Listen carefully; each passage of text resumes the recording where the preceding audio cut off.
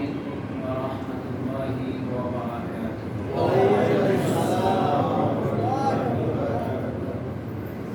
الحمد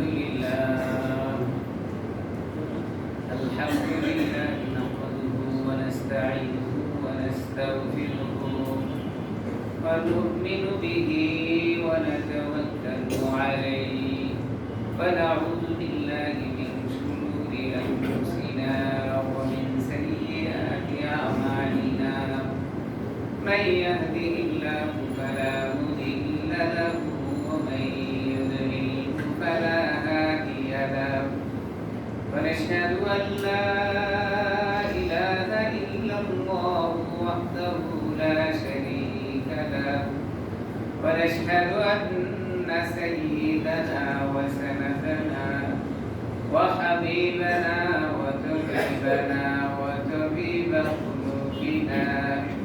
وطبيب قلوبنا وإيمانا ومولانا محمدا عبده ورسوله الذي أرسله بالحق بشيرا ونذيرا وداعيا إلى الله بإذنه سراجا وقمرا منيرا أما بعد فقد قال تعالى في كلامه المجيد وفرقان الحميد فأعوذ بالله من الشيطان الرجيم بسم الله الرحمن الرحيم وسيق الذين اتقوا ربهم إلى الجنة زمرا حتى إذا جاءوها وفتحت أبوابها وقال لهم خزنتها سلام عليكم طبتم فادخلوها خالدين. وقال رسول الله صلى الله عليه وسلم عن عبد الله بن سلام وقال رسول الله صلى الله عليه وسلم يا أيها الناس أفشوا السلام وأطعموا الطعام وصلوا الأرحام وصلوا بالليل والناس نيام تدخلوا الجنة بالسلام. وقال سبحانه وتعالى في شان حبيبه ومحبوبه ومعشوقه مقبلا وآمرا إن الله وملائكته يصلون على النبي يا أيها الذين آمنوا صلوا عليه وسلموا تسليما. اللهم صل على محمد وعلى آل محمد كما صليت على إبراهيم وعلى آل إبراهيم إنك حميد مجيد. اللهم بارك على محمد وعلى آل محمد كما باركت على إبراهيم إنك حميد مجيد. कुछ तो पेशुम क्या तसद्दुक कुछ करुम हज़्ज़ाम का रफ्ता रफ्ता मेरी सूरत उनकी सूरत बन गई. ला इलाहा इल्लल्लाह ला इलाहा इल्लल्लाह ला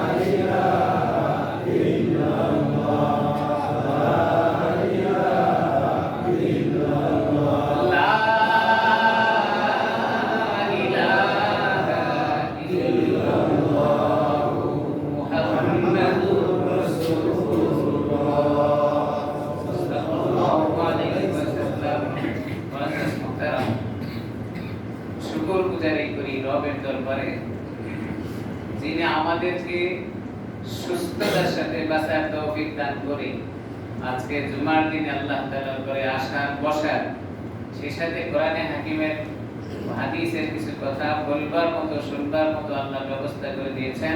এজন্য খুশির সাথে জবান খুলে সকলে বলি আলহামদুলিল্লাহ। দরুদ সালাম সাইয়্যিদুল কাওনাইন খাতামান নবিয়্যিন রাহমাতাল লিল আলামিন সরকারে দো আলম হাবিবে কিরদারের আখিরি জামানার নবী, মুহাব্বতের নবী, যার রক্তের বিনিময়ে দান দান শাহাদাত করণের পরে আজকে দ্বীন ইসলাম আমরা পেয়েছি। ওই নবীর প্রতি মুহাব্বতের সাথে দরুদ করি সাল্লাল্লাহু আলাইহি ওয়াসাল্লাম। আলোচনা করব যে আয়াত এবং হাদিস আপনাদের সামনে পেশ করেছি। আয়াত এবং হাদিস সামনে রেখে আলোচ্য বিষয় হলো সালামের ইতিহাস ও ফজিলত। অত্যন্ত গুরুত্বপূর্ণ একটি বিষয় সালামের ইতিহাস ও ফজিলত। যে সালাম আমরা বলে থাকি, এটার ইতিহাস আমাদের জানা প্রয়োজন, অনেকেরই জানা আছে। সালামের ফজিলত কি ব্যাপারে সংক্ষিপ্ত আকারে কিছু কথা বলার জন্য চেষ্টা করব। মা তাওফীকি ইল্লা বিল্লাহ, সাহায্য চাই আল্লাহ তাআলার কাছে, যিনি মালিক, যিনি মনিব। একটি কথাও মুখ থেকে বের করা সম্ভব না যদি আল্লাহ তাআলার দয়া না হয়। এজন্য আল্লাহর সাহায্য চাই, আল্লাহ তাআলা যেন জবান থেকে কিছু কথা বের করে দেন যা আমার নিজের হেদায়েতের জন্য জড়িয়ে হয় এবং আপনাদের কিছু উপকার হয়। আল্লাহ তৌফিক দান করেন, সকলে বলি আমিন। সালাম শব্দটি শুনলেই আমরা জানি প্রচলিত একটি শব্দ, আমাদের মাঝে এটা প্রচলন আছে, কম বা বেশি। যতটুকু হওয়া দরকার থাকে সেই পরিমাণ নাই, কিন্তু নাই বলা চলবে না, চলে। সালাম আরবি শব্দ যার অর্থ হলো শান্তি। এই সালাম শব্দটি আমরা যদিও আরবি থেকে জানি, কিন্তু এটা ব্যাপক প্রচলনের কারণে আমরা এটাকে বাংলা হিসেবে জানি। সালাম বললেই বুঝি, ছোট বড় আবার বৃদ্ধা বনিতা সবাই জানি। সালাম শব্দটা বললেই মনে করে এটা এই জিনিস, এজন্য আর ব্যাখ্যা করতে হয় না। সালাম শুরু হয়েছে মানুষ যখন থেকে শুরু, সালাম তখন থেকে শুরু। মানুষ যখন থেকে শুরু, সালাম তখন থেকেই শুরু। মানুষ শুরু কখন? সর্বপ্রথম মানুষ হযরতে আদম আলাইহিস সালাতু ওয়াস সালাম, যাকে আল্লাহ তাআলা তৈরি করে রেখে দিয়েছিলেন জান্নাতে। হযরতে আদম আলাইহিস সালাতু ওয়াস সালামকে আল্লাহ তাআলা সৃষ্টি করে ফেরেশতাদের নিকটে প্রেরণ করেছিলেন এবং সর্বপ্রথম যে শব্দটি আল্লাহ তাআলা তাকে শোনালেন সেটি হলো, আদম তুমি ফেরেশতাদের কাছে যাও এবং সালাম বলো এবং অপেক্ষা করো ফেরেশতারা তোমার সালামের কি জবাব দেয়। প্রশ্ন আসতে পারে যে সালাম শব্দটি কি হযরতে আদম আলাইহিস সালামকে আগে শিক্ষা দেওয়া হয়েছে বা ফেরেশতারা কি জানেন? মুহাক্কিক উলামায়ে কিরামরা লেখেন, সালাম শব্দ না শুধুমাত্র পৃথিবীতে যা কিছু আছে সকল কিছুকে আল্লাহ তাআলা হযরতে আদম আলাইহিস সালামকে সৃষ্টি করে প্রথমে শিক্ষা দিয়েছেন। কেন? আদম আলাইহিস সালামকে আল্লাহ তাআলা সম্মান দিবেন। পৃথিবীর জগতে আদমকে পাঠানোর পরে তার সম্মান আল্লাহ তাআলার কাছে বেশি হবে। এজন্য সকল বস্তুর নাম আল্লাহ তাআলা হযরতে আদমকে শিক্ষা দিয়েছেন। সুবহানাল্লাহ। এজন্য পরীক্ষা নিয়েছিলেন ফেরেশতাদের সামনে এবং আদমের। আল্লাহ তাআলা আদমকে শিখিয়েছেন, পরীক্ষায় প্রশ্ন করেছেন যা ফেরেশতারা উত্তর দিতে পারে নাই, আদম সব কিছুর উত্তর দিয়েছেন। বিষয় ছিল আদমকে আল্লাহ তাআলা সম্মানিত করবেন, করেছিল তাই। এজন্য মানুষকে আশরাফুল মাখলুকাত বলা হয়। সৃষ্টিতে যা কিছু আছে তার মধ্যে সেরা, তার মধ্যে দামি, তার ভিতরে আল্লাহ তাআলা সম্মান দিয়েই তৈরি করেছেন মানুষকে। হযরত আদম আলাইহিস সালামকে প্রেরণ করলেন, ফেরেশতাদের কাছে যাও, ফেরেশতাদেরকে সালাম বলো, অপেক্ষা করো ফেরেশতারা কি জবাব দেয়। হযরত আদম আলাইহিস সালাম ফেরেশতাদের কাছে গেলেন, গিয়ে বললেন আসসালামু আলাইকুম। কতটুকু শব্দ ব্যবহার করেছেন? আসসালামু আলাইকুম, এতটুকুই তিনি বলেছিলেন। মুফাসসির ইকরামরা লেখেন হযরত আদম আলাইহিস সালাম যখন ফেরেশতাদের সামনে আসসালামু আলাইকুম বলেছেন, ফেরেশতারা সালামের জবাব দিতে গিয়ে বলেছেন ওয়া আলাইকা আসসালাম ওয়া রাহমাতুল্লাহ। একটু বেশি পাওয়া গেল। হযরত আদম আলাইহিস সালাম বলেছেন আসসালামু আলাইকুম, ফেরেশতারা এর সাথে ওয়া রাহমাতুল্লাহ শব্দটা লেগে দিয়েছেন। রব্বে কারীম বলেন সালামের তরিকা হলো যে যতটুকু দিবে ততটুকুই উত্তর দিবে, এটা হলো উত্তম। আর যে যতটুকু দিল তার চেয়ে বেশি বলা, এটা তার জন্য খায়ের, আরো বেশি ভালো। হযরত আদম আলাইহিস সালাম যখন বললেন আসসালামু আলাইকুম, ফেরেশতারা জবাবে একটু শব্দ বাড়িয়ে বললেন, সালামের পরে ওয়া রাহমাতুল্লাহ বললেন। হাদিসের ভিতরে রাসূল আকরাম সাল্লাল্লাহু আলাইহি সাল্লাম এই শব্দগুলোর ব্যাখ্যা করেছেন। যখন আদম আলাইহিস সালাম আসসালামু আলাইকুম শব্দ বলেছেন, ফেরেশতারা জবাবে বলেছেন ওয়া আলাইকাস সালাম ওয়া রাহমাতুল্লাহ। একটা শব্দ বাড়ানোর কারণে আল্লাহ তাআলা তাদের মর্যাদা হযরতে আদমের চেয়ে একটা বেশি করে দিবেন। এইটা হযরতে আদম আলাইহিস সালামের সালামের জবাবে ফেরেশতাদেরকে দিয়ে আল্লাহ বলেছেন। কি শিক্ষা এখানে? ভালো করে বুঝতে হবে কথাগুলো। কোন ব্যক্তি যদি বলে আসসালামু আলাইকুম, হাদিসের ভাষা হলো তার আমলনামায় সে 10টা নেকি জমা করে নিল। সুবহানাল্লাহ। উত্তরে কতটুকু বলবে? ওয়া আলাইকুম আসসালাম। যে সালামের জবাব দিল, যে পরিমাণ জবাব দিয়েছে, যে পরিমাণ সালামের জবাব সে দিয়েছে, সেও সেই পরিমাণ সওয়াব আমলনামায় জমা করেছে। কেউ যদি বলে আসসালামু আলাইকুম, সে পেল 10 নেকি। কেউ বলল ওয়া আলাইকুম আসসালাম, সেও পাইল 10 নেকি।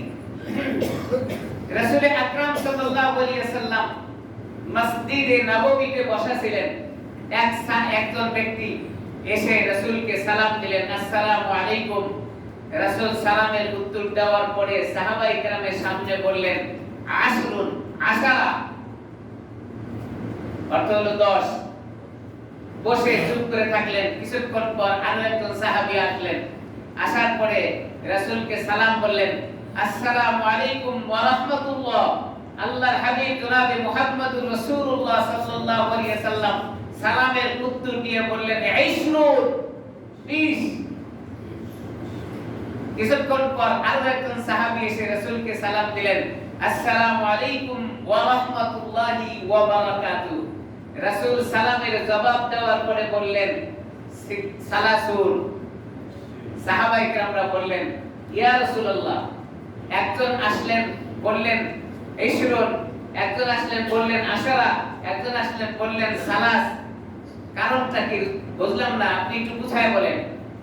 রাসূল আকরাম সাল্লাল্লাহু আলাইহি সাল্লাম বললেন প্রথম ব্যক্তি এসে যখন বলছেন আসসালামু আলাইকুম, সে পেয়েছে 10 নেকি।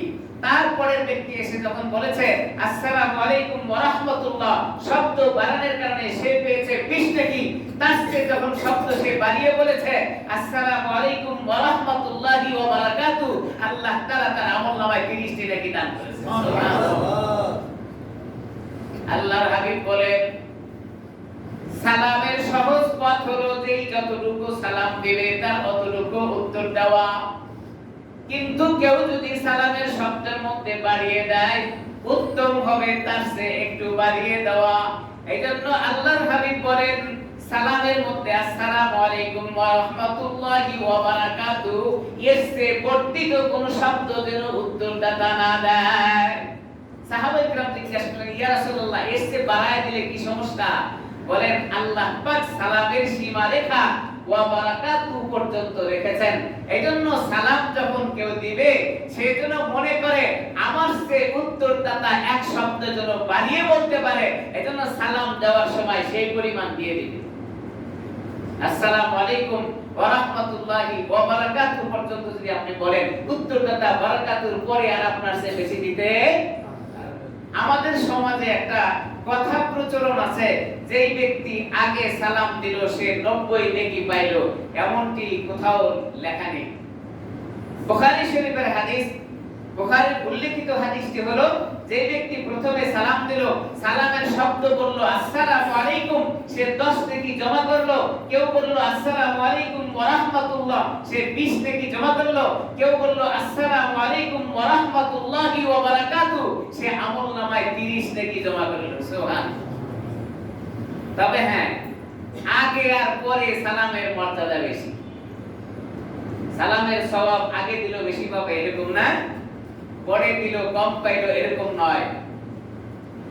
হযরত উসমান রাদিয়াল্লাহু তাআলার নাম আপনারা শুনেছেন, 4 খলিফার একজন সম্মানিত এবং মর্যাদা সম্পন্ন খলিফা, যাকে আল্লাহ তাআলা দুনিয়ার জীবনে অনেক মাল দিয়েছিলেন, ধনী সাহাবী।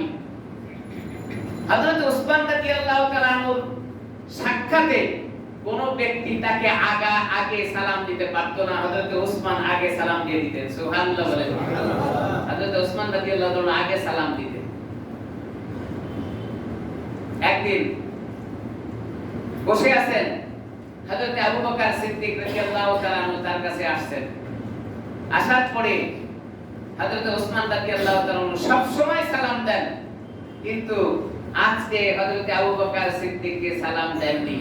হযরত আবু বকর সিদ্দিক রাদিয়াল্লাহু তাআলা মনে মনে ভাবতেছিলেন, ওসমান হয়তোবা আমার উপরে কোনো কাজে বা কোনো ব্যবহারে গোসা হয়েছেন, রাগ হয়েছেন, মনে ক্ষুণ্ণ হয়েছেন, নাইলে আমাকে কেন আগে সালাম দিলেন না? তিনি তো সর্বদাই আমাকে আগে সালাম দেন। হযরত আবু বকর সিদ্দিক রাদিয়াল্লাহু তাআলা ওসমানের সাথে কথা না বলে রাসূলের দরবারে চলে গেছেন। আসসালামু আলাইকুম ওয়া রাহমাতুল্লাহ, ইয়া রাসূলুল্লাহ, আপনার কাছে আমার অভিযোগ হযরত ওসমান সম্পর্কে। ওসমান আপনার জামাতা, তিনি সর্বদাই আমাকে আগে সালাম দেন, কিন্তু আজকে দেখলাম উনি আমাকে সালাম আগে দেননি। আপনি তাকে জিজ্ঞাসা করেন সে কি আমার উপরে রাগ করেছে না গোসা করেছে, এটা আমি জানতে চাই ইয়া রাসূলুল্লাহ। আল্লাহর হাবিব হযরত ওসমান রাদিয়াল্লাহু তাআলাকে ডাকালেন, জিজ্ঞাসা করলেন, ও ওসমান, তুমি তো সর্বদাই হযরত আবু বকর সিদ্দিককে আগে সালাম দাও, আজকে তুমি তাকে সালাম আগে দাওনি কেন?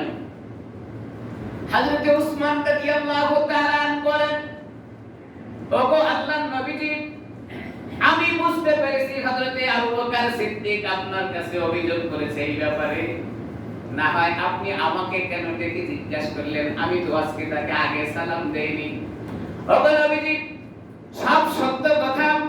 হযরত আবু বকর সিদ্দিক কোনদিন আমার সামনে আগে সালাম দিয়েছে এরকম কোন ইতিহাস আমার সামনে নেই। সর্বদা হযরত আবু বকর সিদ্দিককে আমি আগে সালাম দিয়ে দিতাম, কিন্তু আজকে আমি তাকে দেখলাম কিছু ফেরেশতারা এসে জান্নাতের একটা সুন্দর গেট আর দরজা আমার সামনে দিয়ে বললেন, যে ব্যক্তি আগে সালাম দিবে জান্নাতের এই সুন্দর গেট দিয়ে সে আগে প্রবেশ করবে। ওগো নবীজি, আমি দেখলাম যদি আমি আগে সালাম দেই আমার অভ্যাস অনুসারে এই জান্নাতের সুন্দর গেটটা দিয়ে আমি প্রবেশ করব, কিন্তু হযরত আবু বকর সিদ্দিক তো প্রবেশ করতে পারবে না। আমার মনের ভিতরে ইচ্ছা আর তামান্না এই সুন্দর গেটটাতে যেন হযরত আবু বকর প্রবেশ করে। সুবহানাল্লাহ। এইজন্য ওগো নবীজি, আমার অভ্যাস ছিল আগে সালাম দেওয়া, কিন্তু এই জান্নাতের গেটটা দেখেই আমার মনে চেয়েছে আবু বকর সিদ্দিক যেন এই গেটটা দিয়ে প্রবেশ করে, এইজন্য আমি আগে সালাম দেই নাই। একটু চিন্তা করেন, সহমর্মিতা কাকে বলে? ভালোবাসা কাকে বলে? মহব্বত কাকে বলে? জান্নাতে আগে প্রবেশ করবে হযরত ওসমান রাদিয়াল্লাহু তাআলা এটাও চান নাই হযরত আবু বকরকে ছেড়ে দিয়েছেন, সেজন্য আগে সালাম দিয়ে আগে জান্নাতে ঢুকেছে। সুবহানাল্লাহ। সহমর্মিতা কাকে বলে?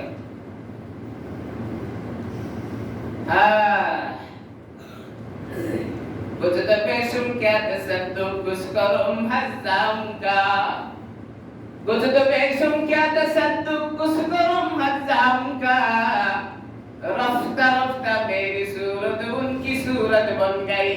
এই জন্য আদর্শ তো সাহাবায়ে কেরাম আমাদের সামনে থাকতে হবে।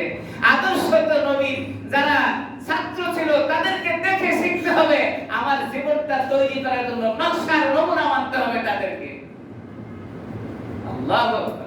হযরত ওসমানকে আগে সালাম কেউ দিতে পারেনি, হযরত আবু বকরকে সালাম আগে দেওয়ার সুযোগ করে দিয়েছেন। কারণ কি? হযরত আবু বকর যেন সুন্দর জান্নাতের গেটটা দিয়ে সে প্রবেশ করতে পারে।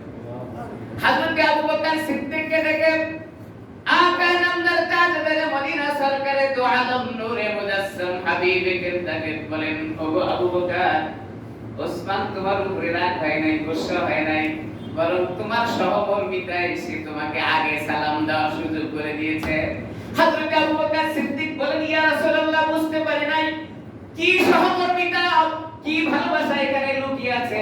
ওগো আল্লাহর নবী, আপনি আমার একটু বুঝায় দেন, জানায় দেন, যে ওসমান সর্বদা আমারে আগে সালাম দেয়, আজকে কেন তিনি আমাকে সালাম আগে দেওয়ার সুযোগ করে দিয়েছেন। আকা নামদার তাজদার মদিনা সরকারে দো আলম নূরে মুজাসসাম হাবিবে কিরদাকে হযরত আবু বকর সিদ্দিককে বলেন, ওগো আবু বকর, হযরত ওসমান চেয়েছিলেন ওই জান্নাতের সুন্দর গেটটা দিয়ে যেন আপনি প্রবেশ করেন, কিন্তু তিনি যদি তার অভ্যাস অনুসারে আগে সালাম দিয়ে দেন, তাহলে তো ওই গেটটা দিয়ে হযরত ওসমান নিজেই প্রবেশ হয়ে গেলেন। তিনি চেয়েছেন আপনি আবু বকর সিদ্দিক যেন সেই জান্নাতের গেটটা পেয়ে যান। এই জন্য তিনি তার অভ্যাসকে পরিবর্তন করে সালাম শব্দটা আগে না বলে আপনার জন্য ছেড়ে দিয়েছে। কি কথা সাহাবায়ে কেরাম! এজন্য সালাম সমাজে প্রচলন আছে, কিন্তু সালামের প্রচলন প্রথাটা কিছু মানুষের কাছে অহমিকায় চলে গিয়েছে। কিছু মানুষের কাছে অহমিকা মনে হয়, সালাম তো আমাকে দিবে, আমি খতিব সাহেব, আমি তাকিয়ে আছি হাত করে, মুক্তাদিরা আমাকে সালাম দেবে। হযরত ওসমান রাদিয়াল্লাহু তাআলা বলেন, শুধুমাত্র হযরত আবু বকর সিদ্দিকের জন্য এটাই ছিল তা নয়। আমার জীবনের ইতিহাস হলো, ছোটদের দেখলে আমি সালাম আগে দিয়ে দিতাম, বড়দের দেখলে আমি আগে সালাম দিতাম। আমার এটা ছিল অভ্যাস, সর্বদাই আমি এই অভ্যাসটাকে পালন করে আসছি।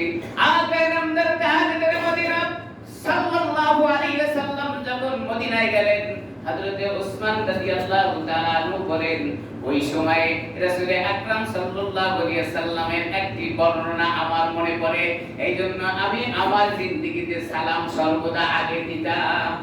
কি বর্ণনা? রাসূল আকরাম সাল্লাল্লাহু আলাইহি ওয়াসাল্লাম যখন মদিনায় গেলেন, মদিনায় যাওয়ার পরে হযরত আব্দুল্লাহ বিন সালাম, তখনও সে মুসলমান হয়নি, হযরত আব্দুল্লাহ বিন সালাম বর্ণনা করেন, আকা নামদার তাজদার মদিনা নূরে মুজাসসাম মক্কা থেকে মদিনায় যাওয়ার পরে মদিনার আশপাশের সকল লোকজন রাসূলকে দেখতে রওনা হয়েছিলেন। কাফের, মুশরিক, মুসলমান সবাই। রাস্তাঘাটে শব্দ চলতেছে, নবী এসেছেন, নবী এসেছেন, রাসূল এসেছেন, রাসূল এসেছেন, এমন শব্দ রাস্তাঘাটে চলতেছিল। আব্দুল্লাহ ইবনে সালাম বলেন, মানুষের এই আওয়াজ শুনে আমিও সহ্য করতে পারিনি, যদিও তখনও মুসলমান হইনি, আমি এই শব্দ শুনে আকায়ে নামদারকে দেখার জন্য মদিনায় চলে গিয়েছিলাম। সুবহানাল্লাহ। বা মুসলিম, নবী এসেছে শুনে চলে গেছেন মদিনায়। হযরত আব্দুল্লাহ ইবনে সালাম বলেন, রাসূল আকরাম সাল্লাল্লাহু আলাইহি ওয়াসাল্লাম মদিনায় যখন অবস্থান করেন, কাফের, মুশরিক, ইহুদি, নাসারা সব লোকজন দৌড়িয়ে নবীকে দেখতে গেলেন। তাদের এই আওয়াজ শোনার পরে আমি সহ্য করতে পারিনি, আমিও চলে গেলাম নবীকে দেখার জন্য। আমি গিয়ে রাসূল আকরাম সাল্লাল্লাহু আলাইহি ওয়াসাল্লামের চেহারা মুবারক দেখার পরে সর্বপ্রথম যে শব্দ প্রয়োগ করেছিলাম, মানুষ বলেছে জাদুকর, মানুষ বলেছে মিথ্যা নবী, মানুষ বলেছে এই কখনো নবী হতে পারে না, কিন্তু আমি আব্দুল্লাহ ইবনে সালাম সর্বপ্রথম যে সাক্ষীটা দিয়েছি, আকায়ে নামদারের চেহারা দেখার পরে আমি বললাম, এই লোকটার চেহারা দেখে আমি বুঝলাম সে কখনো মিথ্যাবাদী হতে পারে না। সুবহানাল্লাহ। ওয়া মুসলিম, সে প্রথম সাক্ষী দিয়েছে যেটা, রাসূলকে দেখার পরে এই লোক কখনো মিথ্যাবাদী হতে পারে না, পারে না। আব্দুল্লাহ ইবনে সালাম বলেন, সব লোকজন যখন ভিড় জমায় গেল, কাফের, মুশরিক, ইহুদি, নাসারা, বৌদ্ধ, খ্রিস্টান যা আছে, আকায়ে নামদারকে দেখার জন্য ভিড় জমিয়েছে। লোকজনের সাথে মুলাকাত হয়ে গেল, কুশল বিনিময় করলেন। আকায়ে নামদার তাজদার মদিনা সরকারে দো আলম নূরে মুজাসসাম জনাবে মুহাম্মদ রাসূলুল্লাহ লোকজনের সঙ্গে কথা বলে তিনি দাঁড়িয়ে গেলেন। লোকজনের উদ্দেশ্যে একটা ভাষণ তিনি প্রদান করলেন। যেই ভাষণের ভিতরে চারটি শব্দ তিনি উল্লেখ করেছিলেন, চারটি বিষয় নিয়ে তিনি আলোচনা করেছিলেন। তার ভিতরে নবী আকরাম সাল্লাল্লাহু আলাইহি ওয়াসাল্লাম দাঁড়ায়া বলেন, ইয়া আইয়ুহান নাস, ও লোক সকল, তোমাদের সামনে আমি সংক্ষিপ্ত একটা ভাষণ প্রদান করব, মনোযোগ সহকারে তোমাদেরকে শুনতে হবে। ইয়া আইয়ুহান নাস, হে লোক সকল, মনোযোগ সহকারে আমার বক্তৃতা তোমাদের শুনতে হবে। আমি কি তোমাদেরকে জানাই?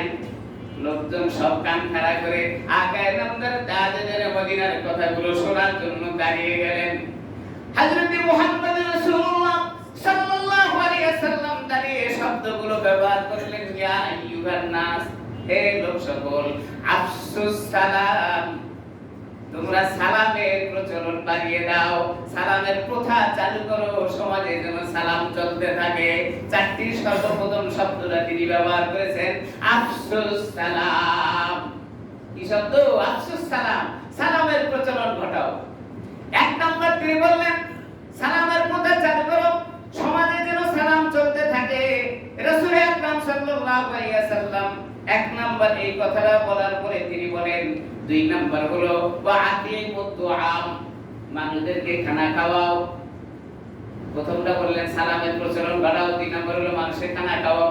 এই জায়গায় এসে একটু জটিল, আমি নিজেই খাইতে পারি না, আমি এবার আপনাদের খাওয়াবো তো। কিছু লোকজন এমনও আছে নিজে পেট পুরায়া খায়, কিন্তু পাশে মানুষ না খায়া থাকে, কোনোদিনও তাকায় না। কি বলেন, আছে না এরকম? আছে না? নিজে ভোগ করে, নিজে সুখে শান্তিতে চলে, কিন্তু পাশের লোক না খেয়ে থাকার পরে কোনোদিনও তাকায় না। রমজান মাস আসলে এটা দেখা যায়, হাজারো রকমারি ইফতার নিজের বাসায় তৈরি হয়, কিন্তু পাশের বাড়ির লোকজনরা শুধুমাত্র সাদা পানি অথবা খেজুর দিয়ে ইফতার করে, একদিনও তাকায় না। আবার পাশের বাড়ির লোকটা রমজানের রোজা রেখে ইফতার করলো কি দিয়া? আল্লাহর হাবিব বলেন, ওয়াতিমুদ দুআম, মানুষদেরকে খানা খাওয়াও। কি বক্তৃতা? সর্বপ্রথম হলো সালামের প্রচলন ঘটাও, দুই নাম্বার হলো মানুষদেরকে খানা খাওয়াও। তিন নাম্বার আকায়ে নামদার বলেন, ওয়াসিলিল আরহাম, আত্মীয় সম্পর্ক বজায় রাখো। রক্ত সম্পর্ক যাদের সাথে আছে এদের সম্পর্ক নষ্ট করো না। আল্লাহর হাবিব এই হাদিসের ব্যাখ্যা তখন বলেছিলেন, সাহাবায়ে কেরামদেরকে জানায় দিয়েছিলেন, যারা আত্মীয় সম্পর্ক নষ্ট করে তারা জান্নাতে প্রবেশ করবে না। আত্মীয় সম্পর্ক নষ্ট হয়ে গেলে জান্নাতে যাওয়ার আশা করা যায় না। এখন তো আত্মীয় সম্পর্কটা অনেক কঠিন। আমি ঢাকায় থাকি, আমার আত্মীয় স্বজনরা গ্রামে থাকে, বছরে একদিনও খবর নেওয়া সম্ভব হয় না। আল্লাহর হাবিব বলেন, রক্তের সম্পর্কে মানুষদেরকে সম্পর্ক বজায় রাখো। ওয়াসাল আরহাম, তোমার আত্মীয় সম্পর্ক যাদের সাথে আছে এদের সম্পর্কটা তুমি অটুট রাখার জন্য চেষ্টা করো।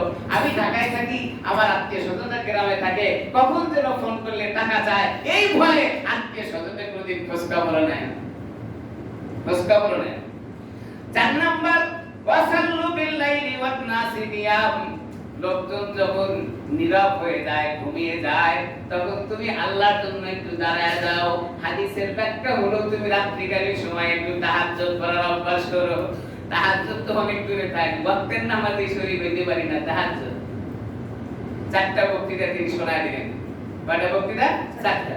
এক নম্বর হলো আফসুস সালাম, সালামের প্রচলন করায় দাও। দুই নাম্বার বলেছেন মানুষদেরকে খানা খাওয়াও। তিন নাম্বার হলো আত্মীয় সম্পর্কটা বজায় রাখো। চার নাম্বার বলেন সম্ভব হলে তুমি একটু তাহাজ্জুদে দাঁড়িয়ে যাও। আর তিনটার আলোচনা আমি বাকি সময় করবো, এখন করতে পারবো না। আফসোস সালাম, সালামের প্রচলন করায় দাও। সালাম নিয়ে কথা চলতেছিল আমার ভাইরা। সালাম তো এখন নিজের অহমিকায় চলে আসছে। আমি খতিব সাহেব, লোকজন আমাকে সালাম দিবে, আমি হা করে দাঁড়িয়ে থাকি, আমাকে সালাম দেয় না কেন? আমি বড় লোক, আমাকে সালাম দিবে গরিব। আমি তো সমাজের নেতা, সালাম তো প্রজারা আমাকে দেবে। অথচ আকায়ে নামদার তাজদার মদিনা সরকারে তো আলম হাদিস বর্ণনা করেছেন, সালাম দিবে সর্বস্তরের মুসলমান জনগণ। সালামের কি ফায়দা? সালাম দিলে কি লাভ? সালামের সর্বপ্রথম যে জিনিসটার ফজিলত রাসূল আকরাম সাল্লাল্লাহু আলাইহি ওয়াসাল্লাম বর্ণনা করেন, যে সালাম দেওয়ার পরে সালাম দাতা এবং সালাম গ্রহীতা যদি দুজনেই উত্তর দিয়ে দেন, কথা বলেন, তাহলে তাদের দুইজনের মাঝে সুসম্পর্ক তৈরি হয়। সালাম দিলে কি সম্পর্ক তৈরি হয়? সুসম্পর্ক। সালামের 10টি ফজিলতের ভিতরে একটি ফজিলত হলো সালাম দিলে সুসম্পর্ক তৈরি হয়।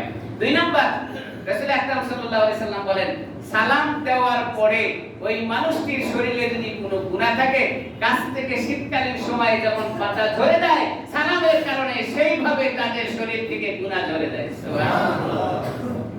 সালাম দিতে পারি, সালাম দিতে পারি না। 3 নাম্বার, সালাম প্রদানকারী অহংকার মুক্ত। সালাম প্রদানকারী অহংকার, বোঝা যায় তার কাছে অহংকার নেই। 4 নাম্বার, সালাম প্রদানকারী আল্লাহর নিকটতম বান্দা। 5 নাম্বার, সালাম প্রদানকারী আল্লাহ তাআলার মেহমান। 6 নাম্বার, সালাম প্রদানকারী জান্নাতি মেহমান। 7 নাম্বার, সালামে ফিতনা দূর হয়।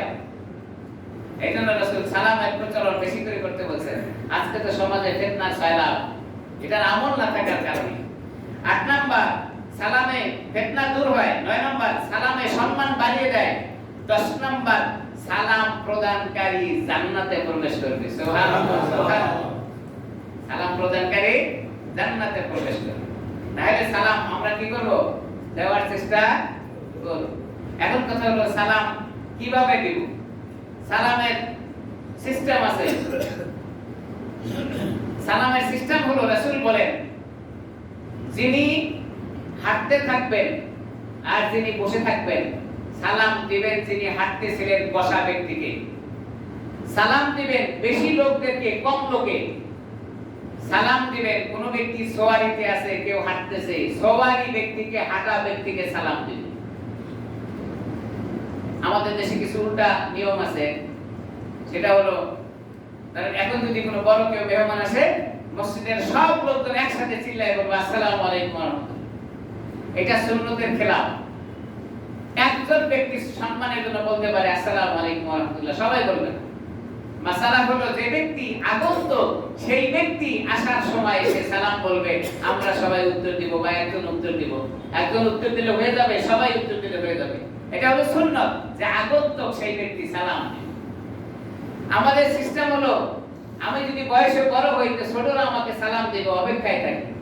তাহলে ছোট আমার কাছ থেকে শিখবে কি? শিক্ষকদের নিয়ম হলো ছাত্ররা শুধু সালাম দেবে। শিক্ষক তাকিয়ে থাকে, ছাত্র সালাম দিল না কেন? আপনি শিক্ষক যদি ছাত্রকে সালাম দেন তাহলেই তো সে শিখলো। এইজন্য সালাম ছোট বড় নাই, ছোট বড় নাই, বড় ছোট নাই, সবাই সবাইকে সালাম দেব। সবচেয়ে বড় গুরুত্বপূর্ণ বিষয় হলো আমরা ঘরে সালাম দেব। এটা একটা জটিল, ঘরে সালাম দেওয়াটা অনেক জটিল। দুনিয়ার সব মানুষকে সালাম দেয়, কিন্তু ঘরে গিয়ে সালাম দেওয়াটা কেন জটিল হয়ে যায়? খুব খেয়াল করে দেখবেন। সালাম তো শান্তির বাণী। আপনি যখন সালাম শোনালেন, দোয়া করলেন, আল্লাহ আপনার উপরে রহম নাজিল করুক, আল্লাহ আপনার প্রতি দয়া করুক, অথচ এই দোয়ার কথা আপনি ঘরে বলতে পারেন না। কেমন বোকা মানুষ আমরা! মানুষের জন্য শান্তির দোয়া করি, আমার ঘরের সদস্যদের জন্য আমি শান্তির দোয়া করতে পারি না। সালামের 3 অর্থ, লম্বা কথা হয়ে যাবে, এটা বলে শেষ করব। সালামের 3টি অর্থ। 1 নাম্বার হলো, আপনি যখন সালাম দিবেন, আরেকজনকে যখন আপনি সালাম দেন, সালামের অর্থ হলো সালাম আল্লাহ তাআলার নাম। সালাম আল্লাহ তাআলার নাম। আপনি যখন আরেকজনকে সালাম বলবেন, তো আপনি এই কথা তাকে স্মরণ করে দেন যে ভাই, সালাম আল্লাহ তাআলার নাম, যার নাম তার নামটা তুমি স্মরণ করো, এইজন্য আমি তোমাকে সালাম দিয়েছি। কি সুন্দর কথা! সালাম আল্লাহর নাম, আপনি দেওয়ার পরে তাকে স্মরণ করে দিলেন, ভাই আল্লাহর নামকে স্মরণ করো। 2 নাম্বার, সালাম অর্থ শান্তি। সালাম অর্থ শান্তি। আপনি যখন আরেকজনকে সালাম দেন, তখন আপনি এই নিয়ত করে দেন যে সালামের অর্থ শান্তি, মানে আমি আপনার জন্য শান্তির দোয়া করলাম। আর শান্তির যখন দোয়া করা হয় তখন অশান্তি আর সেখানে থাকে না। আপনি এই নিয়ত করে সালাম দেন, আমি অশান্তি দূর করার জন্য আপনাকে সালাম বললাম। এখন তো সমাজে সালামও বলি কিন্তু অশান্তিও হয়। কি বলেন, হয় না? তার মানে সালামের গুরুত্ব আমার কাছে নাই। সালাম বলছি ঠিক, কিন্তু সালামের পরে অশান্তি হয়। যাকে সালাম দিচ্ছি তাকে অশান্তি করার জন্য আমি চেষ্টা করি, যে সালামের আমার উত্তর দিচ্ছে সেও আমার অশান্তি করার জন্য চেষ্টা চেষ্টা করে। তাহলে আল্লাহর হাবিব বলেন সালাম দেওয়ার পরে অশান্তি দূর হয়, শান্তি বিরাজ করে। তো সমাজে সালাম চলে কিন্তু শান্তি আসে না কেন? শান্তি না আসার পিছনে কারণ হলো আমি যে সালামটা দিচ্ছি, সালাম আল্লাহর নাম, এটাকে সামনে রেখে আমি সালাম দেই না। আল্লাহ আমাকে দেখছেন, আমি সালাম দেওয়ার পরে অশান্তি সৃষ্টি করার জন্য চিন্তা করি, এটা আমার মনে থাকে না। 3 নাম্বার হলো সালাম শান্তি অর্থে এই কথা আপনি যাকে সালাম দিচ্ছেন তাকে বুঝিয়ে দেন যে সালাম দেওয়ার পরে আর কোন জায়গায় প্রাপ্য দেওয়া থেকে মানুষ ভুলে যাবে না। সালাম দেওয়ার অর্থ হলো আপনি যার কাছে কোন জিনিসের প্রাপ্য সে আপনাকে দিয়ে দিবে, আপনার কাছ থেকে যে প্রাপ্য তাকে আপনি দিয়ে দিবেন, এটা হলো সালামের অর্থ। আপনি সালাম দেওয়ার পরে বললেন যে পুরা সমাজে যার যে প্রাপ্য আছে, পাওনা আছে, সেগুলো সে যথাযথভাবে আদায় করে দিবে। এখন আমরা কতটুকু আদায় করি? ছোট্ট একটি উদাহরণ বলবো। ঘর থেকে স্বামী সফরের জন্য বের হয়েছেন, স্বামী স্ত্রীকে সালাম করলেন, আসসালামু আলাইকুম ওয়া রাহমাতুল্লাহ। স্ত্রী ঘর থেকে স্বামীকে বিদায় দেওয়ার জন্য বলবে আসসালামু আলাইকুম ওয়া রাহমাতুল্লাহ। সালামের 3টি অর্থের ভিতরে একটি অর্থ হলো যে হে স্বামী বলতেছে স্ত্রী, আমি তো তোমার শান্তির জন্য দোয়া করে গেলাম, তুমি যেন অশান্তি সৃষ্টি না করো। আর স্ত্রী তাকে সালাম বলে বিদায় দিয়ে বললেন স্বামী, আপনি যখন বাইরে গেলেন ফিরে আসা পর্যন্ত আপনিও যেন কোনো জায়গায় অশান্তি সৃষ্টি না করেন। এর মাঝে 2টি হক লুকায়িত আছে।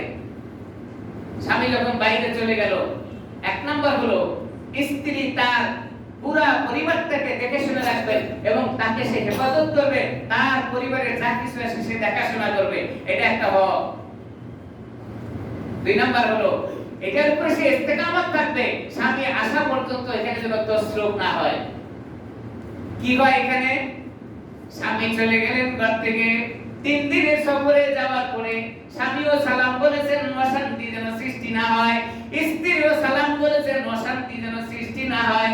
স্বামী ঘর থেকে যাওয়ার পরে এবার স্ত্রী তার বাবার বাড়িতে ফোন দেয়, ভাই, চাচা, খালু, ফুফা কে আছো, তাড়াতাড়ি আসো। আসার পরে স্বামীর মাল থেকে এবার যা প্রয়োজন হয় এতটুকু কাটটি কুচকা বেঁধে দিয়ে তার ঘরে উঠায় দেয়। কি বলেন? সালাম বলে গেল, অশান্তি সৃষ্টি করবে না, হক নষ্ট করবে না। তো স্বামী যাওয়ার পরে স্ত্রী কি হক নষ্ট করেছে? সালাম বলার পরে সালামের অবস্থা কোথায় গেল? হাজারো ঘটনা এরকম আছে। তাহলে স্বামী চলে যাওয়ার পরে স্ত্রী তার আমানতটাকে রক্ষা করতে পারে নাই, তার মানে হলো সালামের গুরুত্ব তার কাছে নাই। সালাম বলেছে ঠিক, সালাম বলার পরে অশান্তি দূর হয় এটা সে মানতে পারে নাই, সালাম দেওয়ার পরেও সে অশান্তি সৃষ্টি করেছে। ঘর থেকে স্বামী মালামাল বের করে দিয়েছে, হক নষ্ট করেছে। আমার ভাইরা, আগে নামদার রাসূল আকরাম সাল্লাল্লাহু আলাইহি সাল্লামের সুন্নাত তরিকা হলো সালাম আগে বলবে। যখন কোনো মানুষ সালাম আগে বলবে, সালামের কথা সমাজে চালু হয়ে যাবে।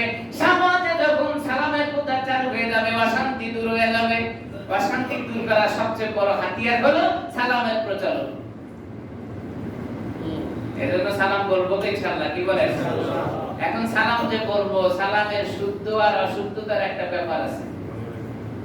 কিছু লোকজন আছে শুদ্ধ করে সালাম দেয়, কিছু লোকজন আছে শুদ্ধ করে সালাম দিতে পারে না। সালাম অশুদ্ধ হয়ে গেলে ঝামেলা। এইজন্য আদর্শ মানতে হবে, যেই সালাম শুদ্ধ করে দিতে জানেন তাকে। আদর্শ যদি আমি মানি, যে জীবনে কোনোদিন সালাম বলতেই পারে না, তার আদর্শ যদি আমি মানতে যাই, তখনই ঝামেলাটা হয়ে যাবে। সালামের অর্থ কি বলেছিলাম? শান্তি। সালামের শুদ্ধতা হলো, মনে আছে কিনা, হযরত আদম আলাইহিস সালামকে আল্লাহ তাআলা সৃষ্টি করে ফেরেশতাদের কাছে পাঠিয়ে দিয়েছিলেন, বলেছিলেন তুমি তাদেরকে সালাম বলবা। হযরত আদম আলাইহিস সালাম তাদের কাছে গিয়ে সালাম বলেছিলেন, আসসালামু আলাইকুম ওয়া রাহমাতুল্লাহ।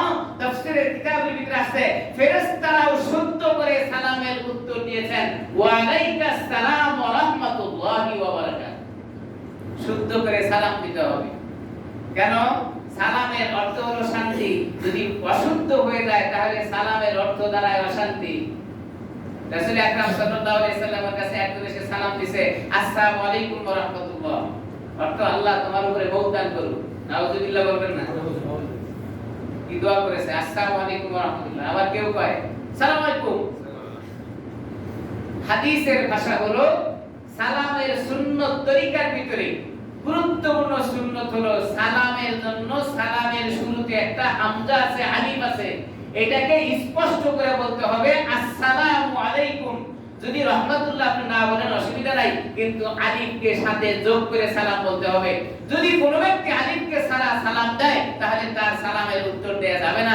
রাসূল বলেন, হ্যাঁ, আলিফ ছাড়া যদি কোনো ব্যক্তি তোমাকে সালাম দেয় তুমিও সেই পরিমাণ সালাম দিতে পারো। কেউ বলল আসসালামু আলাইকুম, আপনিও বলতে পারেন ওয়া আলাইকুম, মানে তুমি যা বলেছো তোমারও তাই হোক। আপনি দোয়া করেছেন আমার জন্য, তুমি বলো আমি দোয়া করব আল্লাহ তোমাকে জান্নাত দেন, এজন্য তুমি অতটুকু দোয়া করো। তাহলে সালামের শুদ্ধতা লাগবে। কেউ যদি সালাম দেয় তাহলে এক্ষেত্রে সালামটা শুদ্ধ উত্তর দিতে হবে। আমার ভাইরা, এখন কেউ কেউ আছে সালাম কপালের উপরে হাত উঠায়, সালাম শব্দ বলে না কিন্তু হাত দিয়ে ইশারা করে। হাত দিয়ে ইশারা করা সালামের জন্য নিষেধ। হাত দিয়ে ইশারা করে সালাম দেওয়া যাবে না।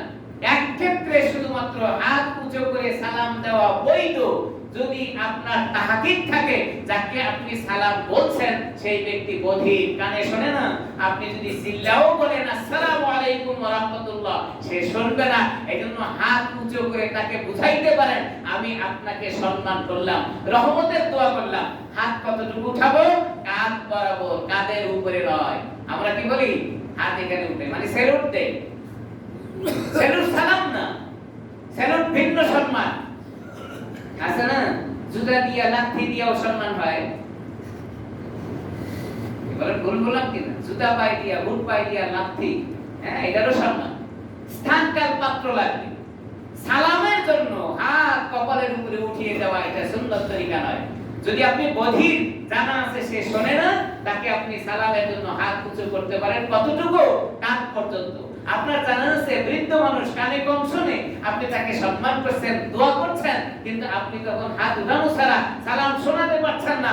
হাত উঁচু করতে পারবেন কিন্তু কাঁধের উপরে নয়। ম্যাক্সিমাম মানুষ আছে যারা সালাম দেয়, দেখবেন সালাম শব্দটা বলে না, এটা শুধুমাত্র হাত উঁচু করে। বিশেষ করে স্কুল কলেজের স্টুডেন্ট যারা, তারা আপনাকে একটা সম্মানের জন্য সালাম দেয়, কিন্তু কি বলে? এটা আল্লাহ ছাড়া কেউ বলতে পারে। স্টুডেন্টদের সালাম জানেন তো?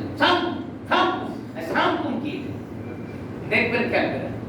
সালাম শুধুমাত্র কোরআন হাদিস থেকে শিখতে হবে এমন নয়। সালাম পারিবারিক একটা বড় শিক্ষা।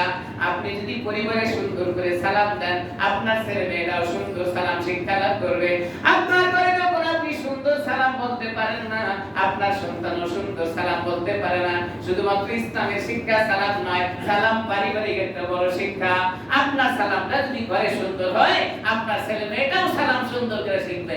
দেখবেন ঘরে যদি ছোট বাচ্চা থাকে, মা খালারা যখন নামাজে দাঁড়ায় যায়, ওর নামাজ ফরজও না, নামাজ বোঝেও না, কিন্তু যায় নামাজের সামনে গিয়ে সেও টিপায়। দেখছেন কিনা জানি না, মাকে দেখে আর সেই ছোট শিশুটাও নামাজের জন্য তৈরি হয়। আপনি যখন ঘরে সুন্দর করে সালাম বলবেন, আপনার সন্তানরাও সুন্দর করে সালাম বলবে। এজন্য সালাম সুন্দর করে দিব। কি বলেন আপনাদের কাছে? ইনশাআল্লাহ সালাম সুন্দর করে দিব এবং সালামের প্রচলন ঘটাবো। সালাম আগে দেওয়ার জন্য চেষ্টা করব। আমাকে আগে সালাম দিবে এটা চেষ্টায় থাকবো না। সালাম যে আগে দিবে অহংকার মুক্ত হয়ে যাবে। সালামের 10টা ফজিলত আমি নেওয়ার জন্য সালামের প্রচলন বাড়ায় দেব। কি বলেন? করব না ইনশাআল্লাহ। যেই সমাজে সালাম বেশি চলবে সেই সমাজে ফিতনা দূর হয়ে যাবে। যেই সমাজে সালামের প্রচলন থাকবে আল্লাহর গায়েবী সাহায্য আর মদদ সেখানে চলতে থাকবে। এজন্য সমাজ থেকে ফিতনা দূর হওয়ার জন্য সবচেয়ে বড় একটা মেডিসিন হলো সালামের প্রচলন ঘটায় দেওয়া। আমরা সালামের প্রচলন ঘটাবো ইনশাআল্লাহ। আল্লাহ আমাদের সকলকে আমল করার তৌফিক দান করেন।